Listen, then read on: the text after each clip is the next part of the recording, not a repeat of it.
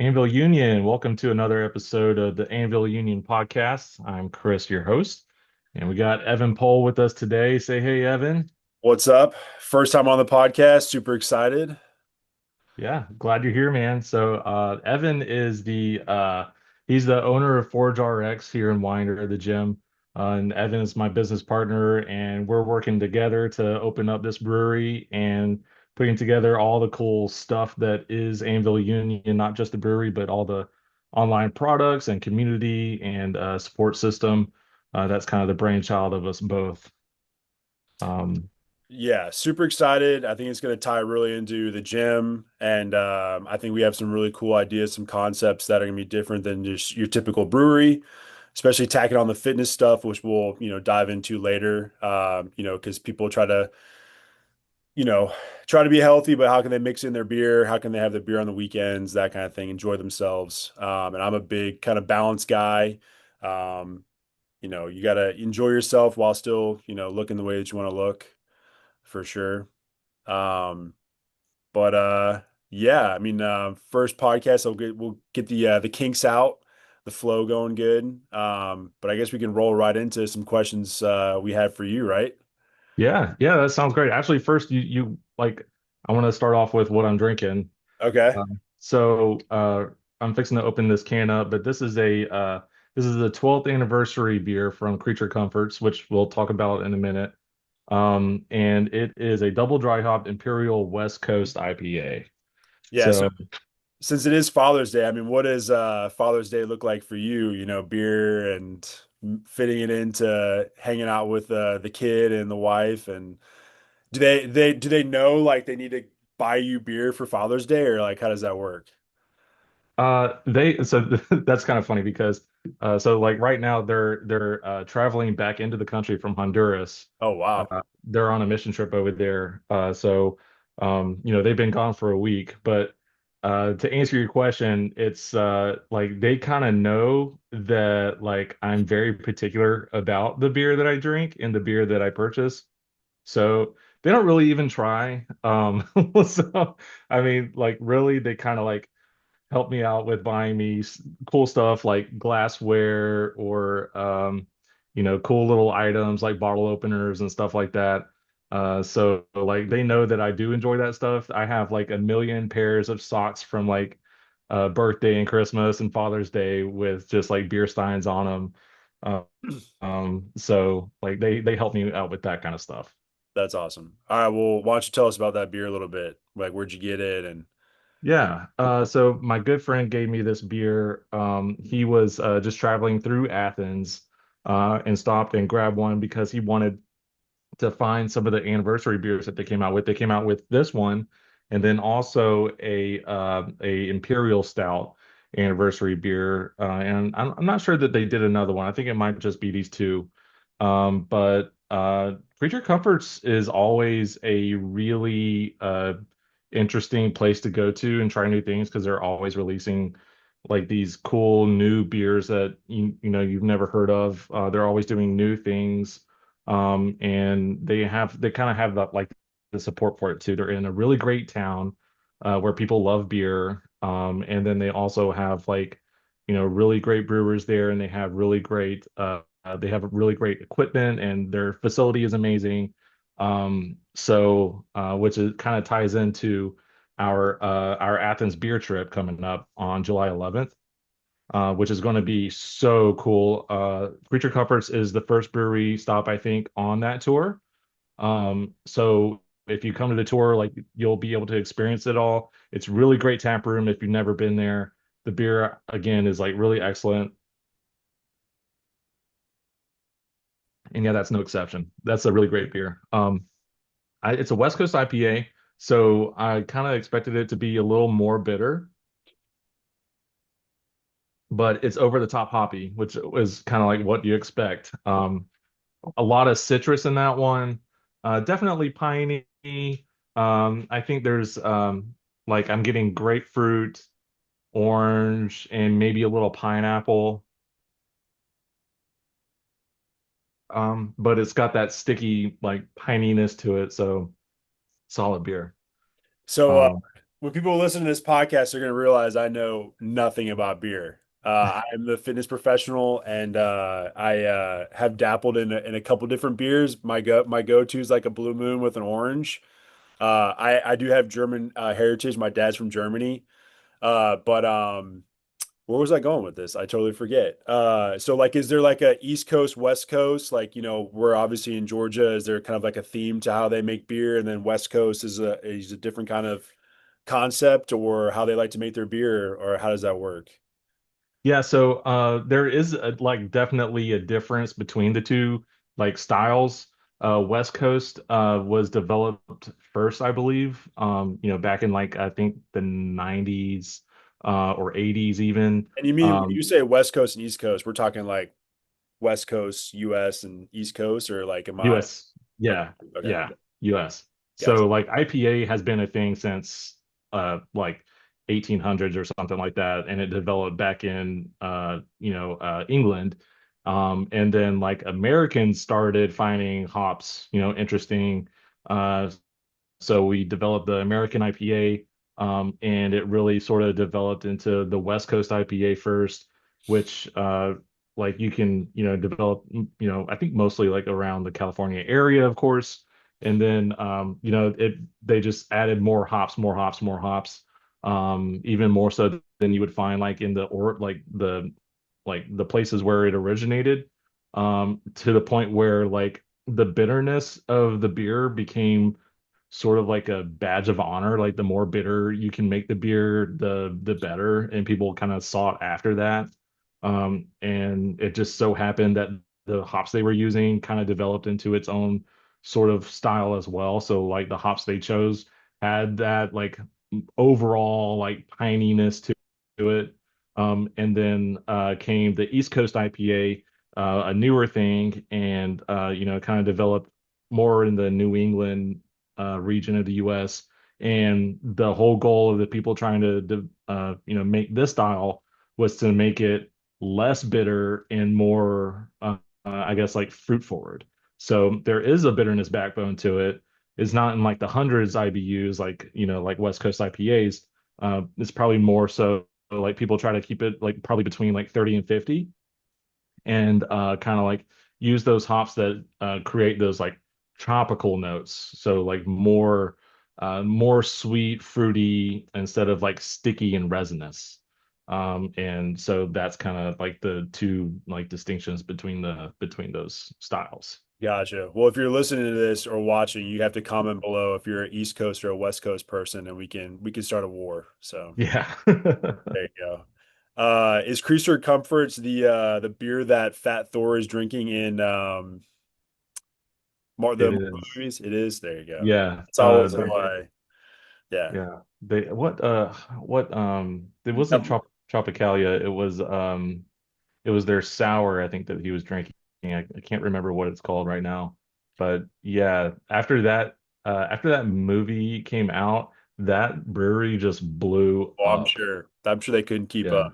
Yeah. Um, yeah, for sure. And then if people want to learn more about the tour and joining us, how can they do that? I guess they could, make sure they're following us on social media, because you're crushing the content for sure and the education. They can comment below that they want to learn more, shoot us a DM. I think that would be the easiest way, and we can get you to buy a ticket. But you want to kind of break down real quick what that would look like? Yeah, for sure. It's going to be an amazing tour.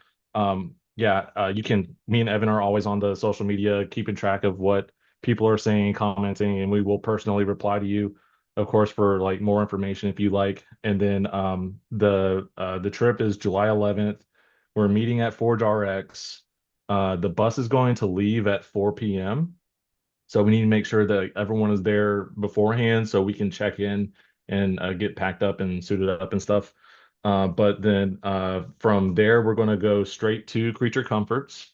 We're going to have about an hour, 15 minutes, I think, there to just sort of like hang out, try what they have on tap, take some group photos, and get to know each other. It's going to be great.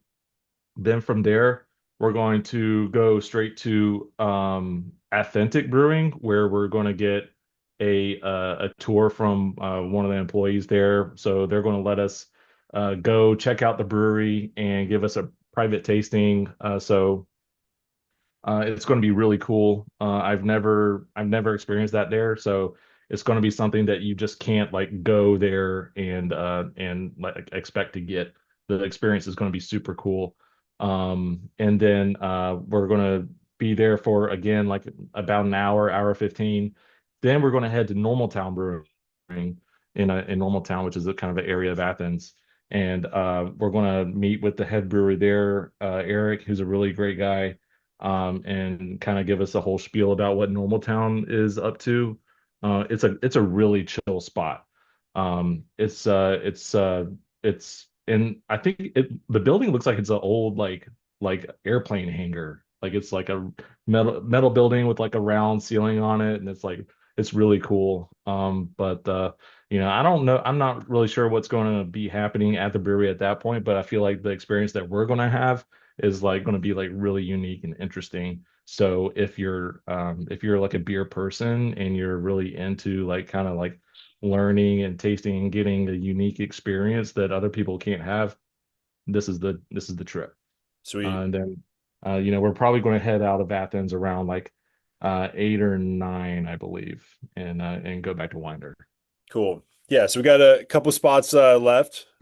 So make sure you grab those. If you can't make it, but you said that sounded really cool and you want to kind of schedule a party or I don't know, get together with family or whatever, you can reach out and we could, potentially schedule that for sure. All right. Do you want to go right into Ask the Brewer or? Yeah. All right, Yeah. New segment. Let's do it. cool. When did you first realize you wanted to brew beer?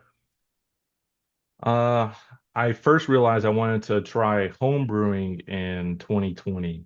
So I touched on this a little bit ago, um, but basically, I'm a chemist by trade, and during COVID, I got put on furlough, so my hours got cut at work, so I was at home a lot, Hmm. and I wanted to try to get into a new hobby. Um, Fly fishing is only good for so many days out of the year. So like I wanted to try something I could do like anytime I wanted to. And being a chemist and like a good, I really enjoyed beer. I thought homebrewing would be something cool to try. So after I tried it, then I just kept doing it and doing it and doing it, and it's yeah, kind of snowballed from there. So you pretty much just went to the Walmart or Ace Hardware and pulled like a what's that movie or that TV show that's really popular? The guy who makes the meth. Breaking Bad. Yeah, there you go. So you just Uh, pulled that, right? Yeah. yeah. And I'm trying to remember how we got on the conversation about you being making beer and we tried a couple years ago to kind of get this going. I guess you just maybe brought up that I don't know. I can't remember if it was like we wanted to have an event here or something like that, and you had kind of let us know that you brew beer, and we did an Oktoberfest that went pretty well. And we've kind of just kept that conversation going, I guess, right? Yeah, yeah, that was really fun. Planning that and putting it together and having like a experience where we had a lot of people like come together and try what I was able to create was something that's always stuck with me because that's like now sort of like my ultimate goal is to build stuff that people think is cool and interesting. So sharing those kinds of experiences with people is really a cool thing. Cool. What was the first beer you ever brewed?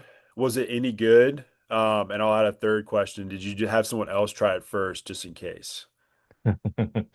So the first beer I brewed, um, the first beer that's funny. The first beer I brewed was a Pilsner, and it came in like a little like recipe kit. So it was like a little box that came with all the hops and the yeast and malts and stuff. And I did it like on the stovetop in the kitchen. And I thought it was really good, and it was not. No, um I I might have shared some with some other people, but I don't think I shared very much. It was not my first go was it was not not awesome because I saved a bottle out of it actually and tried it again, I think like a year later, which is too long. Yeah. And yeah, it was not good. So does it need Um, to kind of sit for a while, or is it like once you make it, it can be good to go, or does it, always better to kind of age it for a little bit? no, after it ferments and you condition it, like usually it's pretty good to go. If it's like a high ABV beer, or a beer you want to infuse like some extra flavors to, then it can sit and age for a while. Like, you can go to a brewery and find like a imperial stout that's been aging for 18 months or something like that, and it's fine. And it's even better. But for the most part, something like this is going to go bad in like at least like 6 months. Got it. Next question. So there's obviously a lot of brewers out there. Um, what's going to make us different? And honestly, just to add another question, there are a lot of breweries that are closing down that we've noticed. Like, what do you feel like they're struggling with? Is it like the business side or, trying to add on food to it and they don't find a good chef and the food's not good? Customer service, like, what do you think's going on? Brew, Yeah, I love to make brew, but like it's the same thing in the fitness industry. We're like, oh, I like to work out. I'm gonna open up a gym, and they don't realize that they're now a business owner, not just like a fitness dude who gets to work out in his gym. That's a whole nother yeah, ball game. So what do you think? yeah, yeah. There's a lot of people out there that want to give you some good advice, and obviously, like I haven't been keeping our efforts, a secret, so people are really in a hurry to be like, oh man, I wish the industry was doing better, or I what I've heard a lot, not just recently, but for a long time, was like you don't want to you don't want to invest in like too small to start. And I was like, really? Like, why? Um, and I guess, you did like it's difficult to kind of like not question that nowadays because when breweries go too big and when they first start off, then like they're basically screwed. Yeah, And that's really a problem right now in Georgia because Georgia laws. That's kind of a hurdle that we're going to have to be jumping over because Georgia laws don't allow for self-distribution. Georgia laws, require you to go through distributors. So if you want to sell beer to a bar or to a grocery store or wherever, then you have to go through that, and then your profits plummet. So like I think what we're doing now is we're building the customer base before we actually build the brewery, yeah, and which I think is genius because we're creating demand and then building the supply off of that. And maybe it's going to be a lot of hard work to start off with, but I think that's the right move in order to keep it a live, living thing. We're going to be focusing a lot on other things besides like how much beer we can make, because um, there's there's other things that most people, um, I don't know how I want to say this. There's things about a brewery that most people prioritize over the beer. And that's fine because not everybody's like a beer head, right? But like most people want a place where they can come and hang out, where they can socialize, where they can have a good time that has a really great vibe to it, where they can like, you know, two in ones, right? Like, still fire, you can go down there and let the kids hang out on the playground and then you can buy a beer, or a Car Decay bike shop where, you come in, bring your bike, to get worked on, or buy a bike, or go run around on the trails in the back and then have a beer afterwards. Or, it's like, there's you don't see a lot of people out there nowadays that are just going to a brewery just for the beer experience. mhm, So making it an experience in itself and then having beer is sort of like the way that we're going, and I think that's a smart move. That's what makes us unique. cool, love it. All right. Um, what are three words you'd use to describe the future breweries? Three words that I would use to describe future Future brewery. breweries. Yeah. I would say, let's see, this is two words, but social hub. I would say games, and then low ABV. What's that?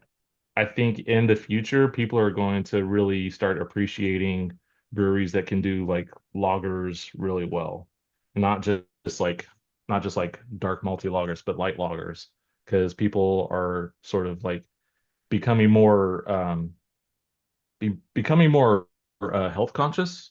Hmm.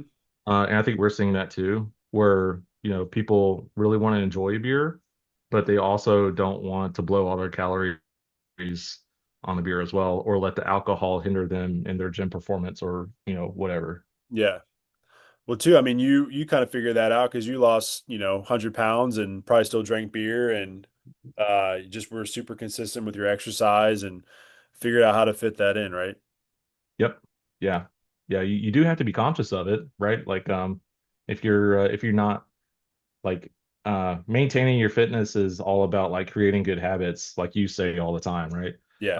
And one of those habits is understanding like how much you can drink and it be okay, and understanding that you don't have to drink every day. And when you do drink, like maybe not every drink has to be an 8% IPA. Um, and those are the kind of the things that we can definitely work with people on and show them how to do it, right? Yeah. Yeah, I mean, I definitely think going back to the three words, people are really looking for just community and a hangout place. Especially, you learn this kind of hobby around COVID. I mean, during that, I mean, people couldn't go out, they couldn't hang out at places, they couldn't go to church, that kind of thing. So, with what's going on in the world with AI and stuff like that, people are still going to want that community base, like want to be able to talk to somebody, not just go on the phone and talk to a robot. They want to have those conversations, build those relationships and stuff like that. So it's going to be huge. Yeah. Um, what's your favorite style to brew, and then what's your favorite style to drink? My favorite style to brew, let's see. My favorite style to brew would be probably um like an English brown ale. Um, And why? just because Yeah. it's like it's really quick and easy. Like I can throw that in a fermenter and like keep it at room temperature, and it's done in the matter of a couple days, and then I can carve it up and start drinking it like within a week of brew day. Um, so that might be my favorite to brew. Favorite to drink would be probably like a European dark lager, sort of like a Munich Dunkel. Um, those are my favorite beers to drink, just because they're malty and crispy at the same time. Cool. What Yeah. do what are the percentage of alcohol do those usually run at? Like, I guess, Um, is most beer that 5 to 8%? Are there stronger yeah. ones? The English brown ales, like English beers in general are usually low ABV, and the English brown ale I make is usually around like 5%. And then my Dunkel is usually around like 6. Yeah, which is kind of high for a Munich Dunkel, but it still turns out good. I like it. Yeah. Speaking of that, we're gonna have to definitely get my dad on for sure and talk just Germany and beer and hops and his when his drinking age started and stuff like that. I mean, maybe it was like 9 years old, who knows? But Yeah, I uh wouldn't be surprised. yeah, that's gonna be exciting. If someone has never tried craft beer before, what beer would you hand them first? I think I would hand them a, I don't know. I mean, British brown ale is actually pretty good, but um, I think a cream ale would be a good starting place. Um, it's um like it's a lot kind of like a lighter beer, like a light American lager, but it's an ale, so it's got a little more yeast character to it. So it's kind of like if you want to start somebody off in the world of craft beer, maybe start like something that's a little closer to familiar beer for them. So cream ale would be like familiar, from drinking like American lagers and stuff, and they're usually like not crazy high ABV. They're usually like around 4 or 5%. And then and it's well balanced too. So from there, you could go either like more malt or more hops, depending on what their tastes are. Are there any new styles on the horizon, or is it kind of everything's where it's at and it's just kind of like fine tuning it, or I like, think, in my opinion, beer styles are a lot like fashion, where they just like we had a little while there of like new beer styles on the horizon, like cold IPAs and East Coast IPAs and things like that. But like now, I think it's like fashion where the styles are like cycling back over. So like now people are getting back into like traditional styles, lagers, um, cream ales, definitely English beers, which I love. I love that people are getting back into English beers because, um, like, like they're just super crushable. Like it's one of those like English beers to me are like those beers that you are like sitting in a pub relaxing and like there's like you don't have a care in the world. You're just talking, shit with the guy next to you. yeah, It's yeah, it's like yeah, it's super cool that that's coming back. I love it. cool. Yeah, I mean that's how the fitness industry is. There's a new fad or whatever, and at the end of the day, the basics when it comes to fitness, that's just how it is. Yeah. What's one beer style you think deserves more attention? Um, oh, that's a good question. Um, the beer style I think deserves more attention. Amber ales, American amber ales, um, deserve more attention because um, you talk about all these beers that have distinct characteristics. Amber ales have like more than one. So American amber ales can be malty, like really malty and hop forward.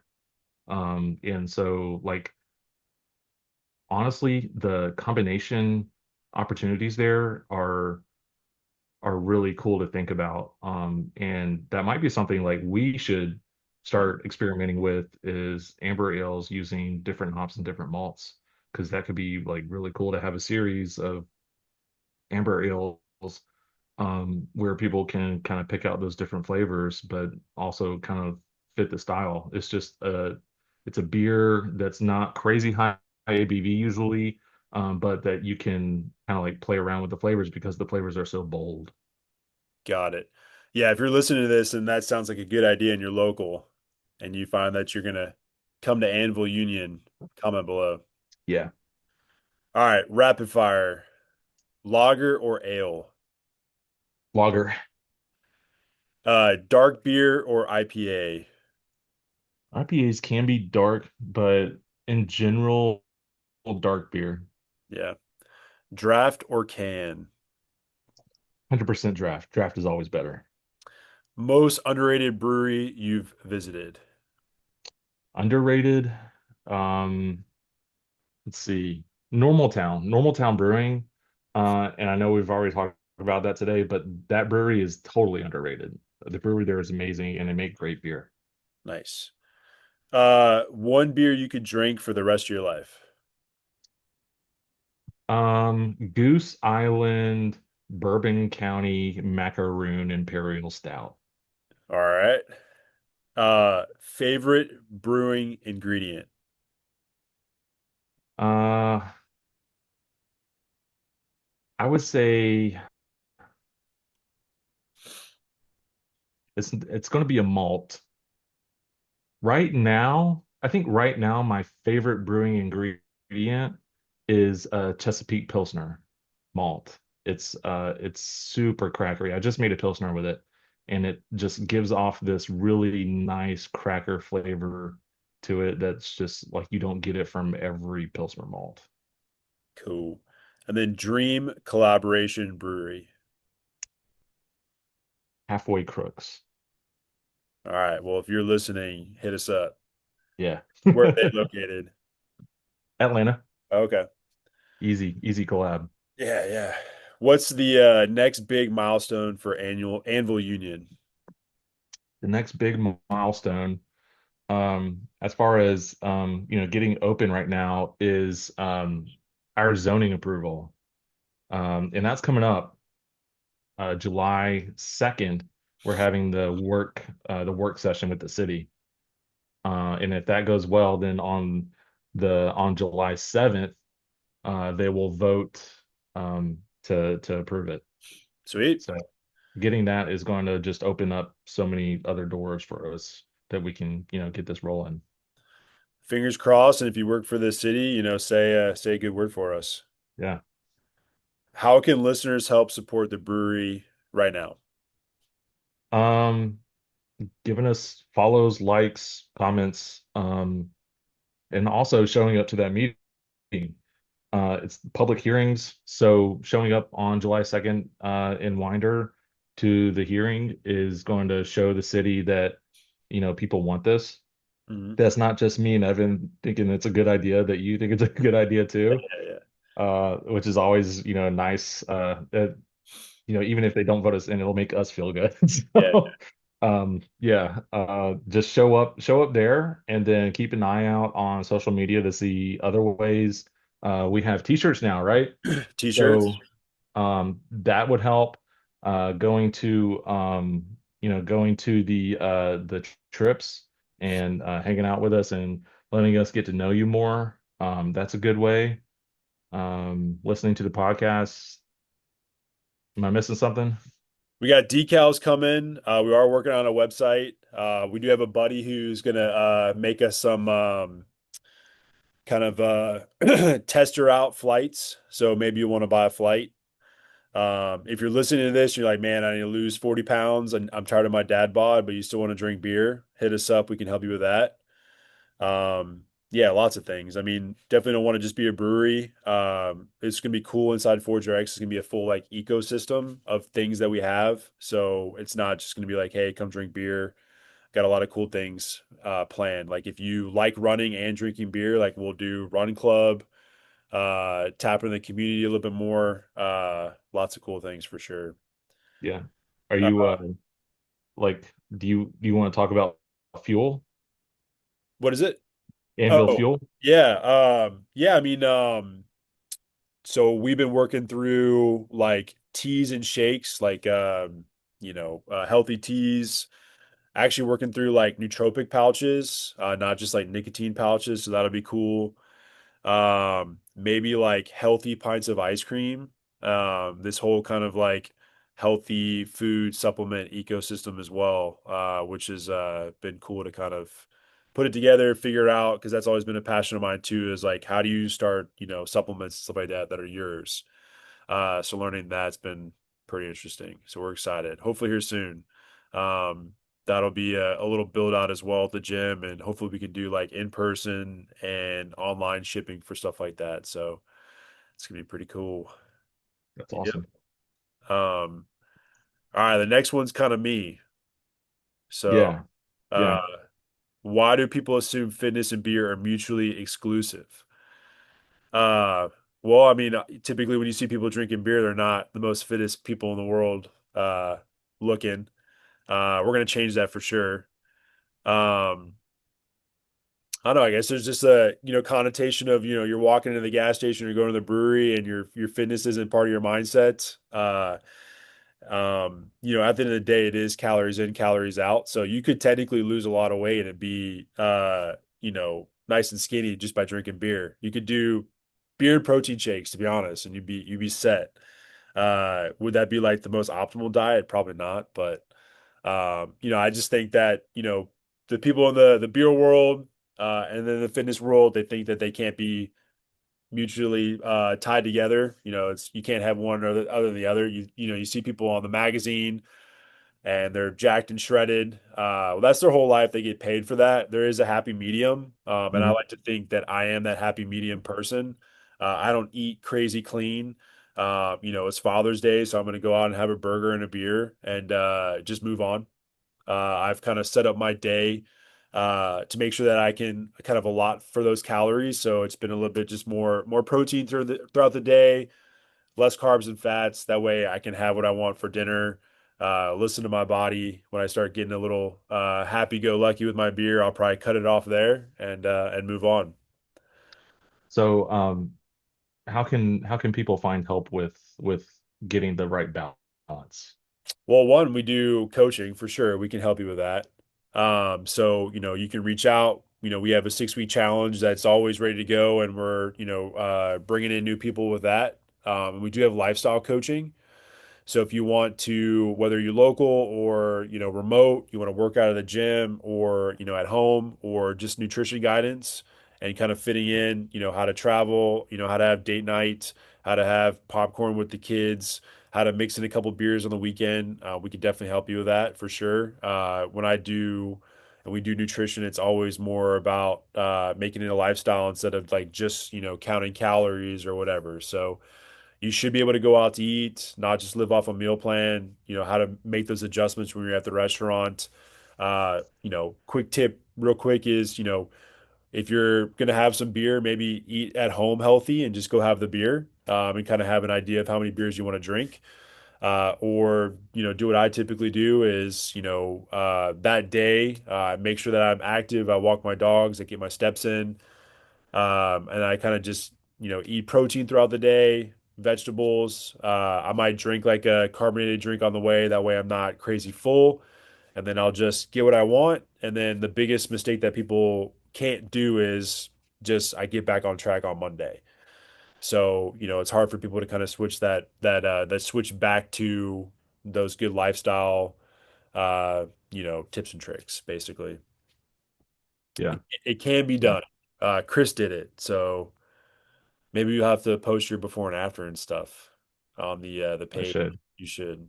I was, dude, honestly, at the start, I was not wanting to take pictures of myself because Yeah, I was in rough shape. I was in rough yeah, shape. I was like 315, 40% body fat.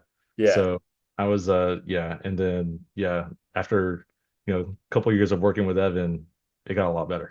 yeah. Yeah, I think it's just flipping that switch and baby steps. You don't have to go from, 0 to 100. You can definitely kind of start from square one and work your way through. It might be something as simple as, you go from, 5 beers on a Saturday to four, and you're already kind of dropping your calories down a little bit and add a walk and you're set. So Yeah, probably start losing weight and ride that routine out until you stall and then, take that next step. yeah. Um, Yeah. What about some misconceptions about alcohol? Misconceptions about alcohol. Well, I mean, obviously the biggest thing is, you can still drink alcohol and still lose weight for sure. With alcohol, you do want to be mindful about, that's where the whole kind of like if you're going to go drink, don't be also hungry because then obviously you start drinking a little bit, you start feeling a little happy, you're going to start making more decisions. That's where, building that discipline and those habits of, in the back of the mind, like when I'm drinking and maybe I get a little bit hungry and it's 10 o'clock at night, I just kind of have built those habits in my head to be like, all right, dude, you're not really Hmm. hungry, you're just a little happy. Um, Also, too, some things that I do when I drink is I still try to kind of like have, a bedtime routine and try to go to bed at a certain time. Because, you might want to stay up a little bit later and then sleep in a little bit, and that messes with your routine. Um, yeah, I mean, that's the biggest thing is you can still lose weight. That's a huge misconception. You can still drink beer. I mean, you could have a beer every day. You could have 2 beers. You just have to fit it into that day and your caloric intake and your activity level. So obviously, especially guys, we're working all day. We got kids, that kind of thing. We want to kind of have that relaxation aspect of our life. Popping up with a beer, it can still be done. You just have to kind of play with what your day looks like for sure. What about hydration? Like I've been reading more and more that like low ABV beers like don't dehydrate you because we all know alcohol is a diuretic, right? Yeah. But like, a 3%, 4% beer, like is that really gonna make you really hurt at the gym the next day? Well, if that beer's not going to dehydrate you as much, obviously that's going to be huge because dehydration can lead to a lot of negative things for sure. And that is the beauty of a low calorie beer. And if you want to kind of work into like calorie counting and stuff like that, so usually like a low calorie beer is probably, I don't know, 100 to 150 calories.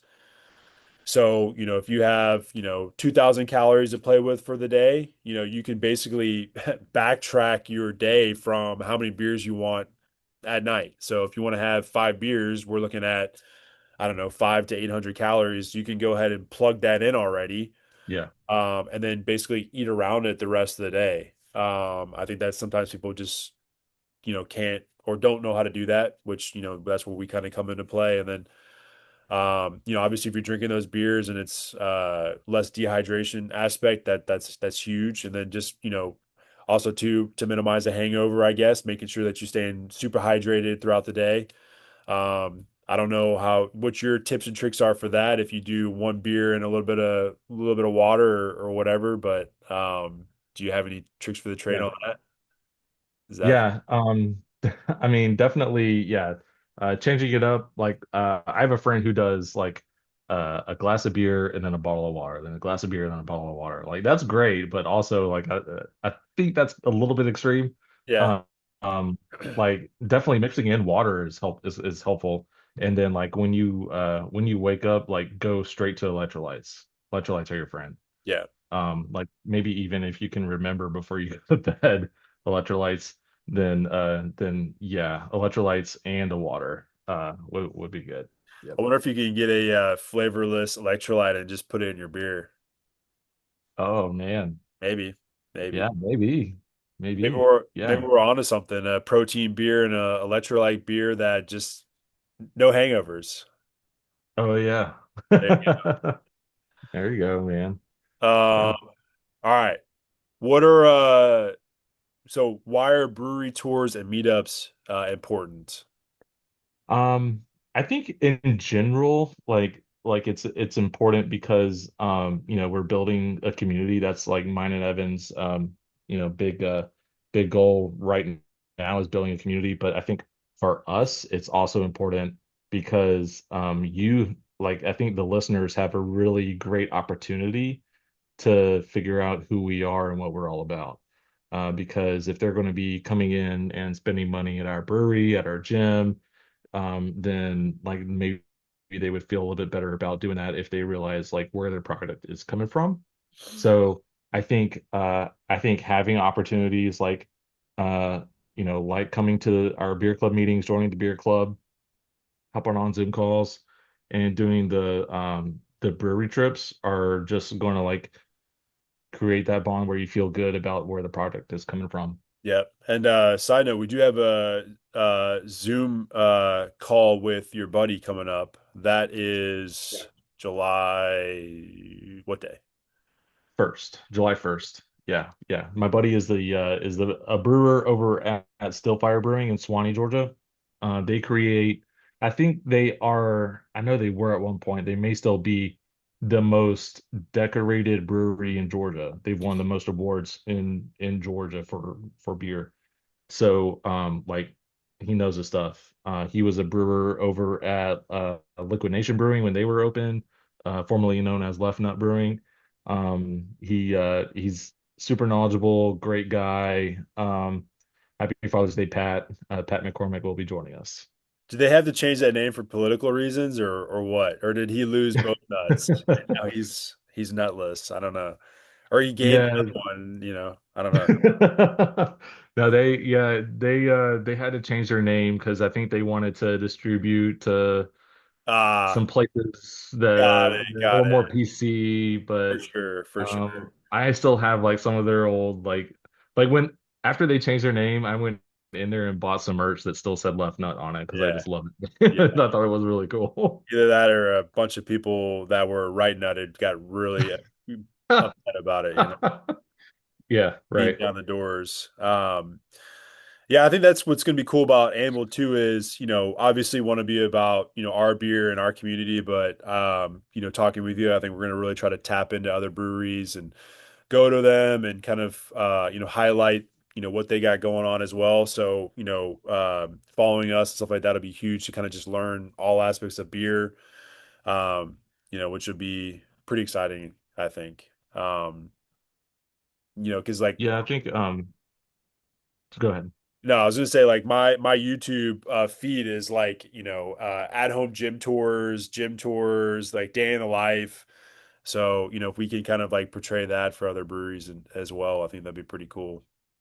Yeah, yeah, I think we're building a good base for showing people kind of like how to jumpstart that kind of stuff. And then like, we're like there's also not like a finite amount of beer that people can drink, right?